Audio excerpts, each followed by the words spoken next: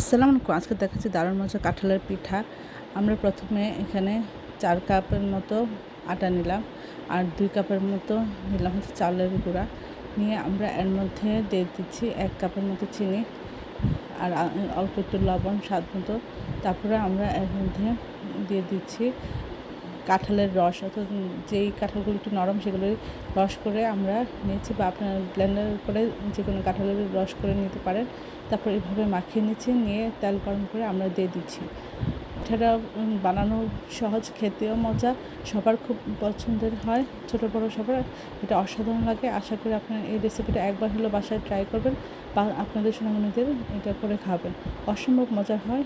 সবাই আমার চ্যানেলটা লাইক করুন, শেয়ার দেবেন, সাবস্ক্রাইব করবেন এবং প্রিয়জনকে বেশি বেশি করে শেয়ার দেবেন। আমার চ্যানেলে সব রকম রান্নার রেসিপি রয়েছে, আশা করি দেখবেন। এই পিঠাটা খেতে অসাধারণ হয়েছিল। আশা করি এই রেসিপিটা আপনারা একবার হলেও ট্রাই করে বাচ্চাদের খাবেন। এটা অসম্ভব মজা হয়, সবার খুব প্রিয় এবং পছন্দের একটি খাবার। আশা করি এই রেসিপিটা একবার হলেও প্রিয়জনকে করে খাবেন।